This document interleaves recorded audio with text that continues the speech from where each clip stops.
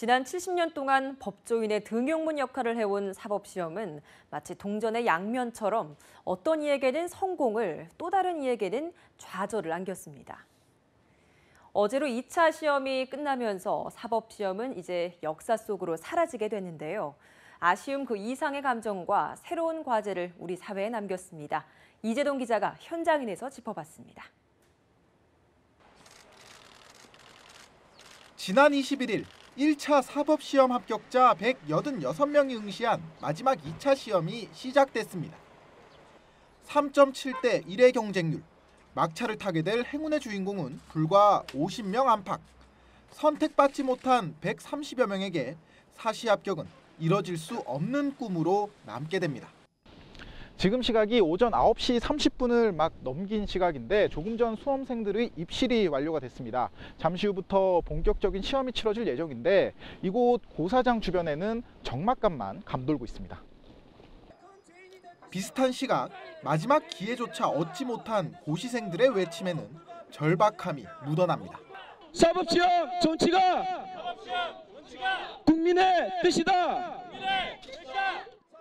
사법시험 폐지는 이미 10년 전 예고됐습니다. 합격만을 바라보며 청춘을 바쳐온 이들에게는 믿고 싶지 않은 현실이었습니다.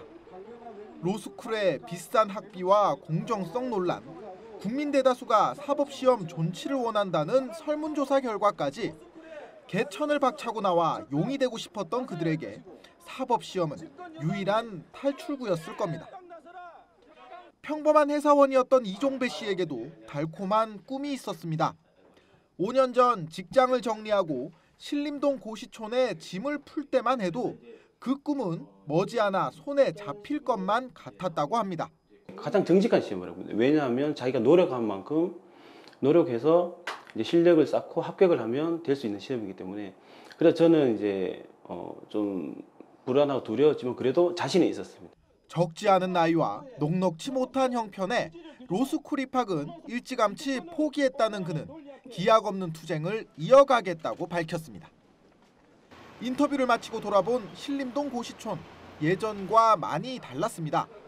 얼마 전까지 이곳에는 18년 동안 고시생을 상대로 수험서를 팔아온 서점이 있었습니다.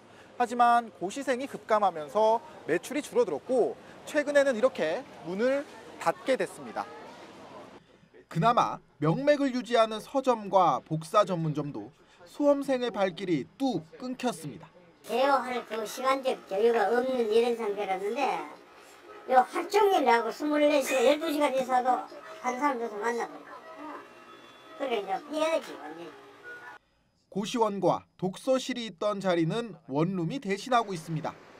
수험생의 허기를 달래줬던 값싼 고시식당은 이제 공시생과 직장인 등이 자리를 채웠습니다.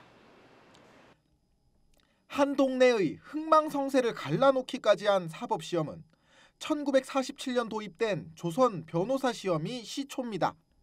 1967년에는 합격자가 5명에 불과할 만큼 문이 좁았지만 선발 인원이 점점 늘어났고 2001년부터 합격자 1000명 시대가 열리자 신림동 고시촌은 수만 명의 수험생이 모이며 최대 호황을 누렸습니다. 지역도, 성별도, 학력도 보지 않고 오로지 성적으로 당락을 갈랐던 시험은 돈 없고 백 없는 이들을 고시촌으로 불러 모았습니다. 8년 전 문을 연 로스쿨이 이제는 그 자리를 대신했지만 공정성을 둘러싼 잡음이 끊이지 않는다는 건 흙수저도 열심히 노력하면 금수저가 될 수 있다는 꿈이 이제는 현실성 없는 메아리가 될 수밖에 없다는 아쉬움 때문일 겁니다.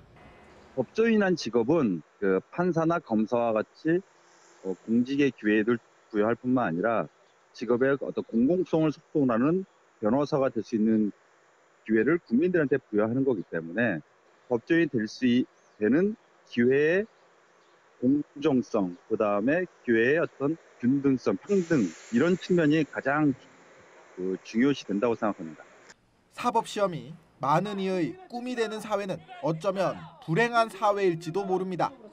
그렇게 선택된 사람이 아니더라도 누구나 노력한 만큼 결실이 보장되는 세상.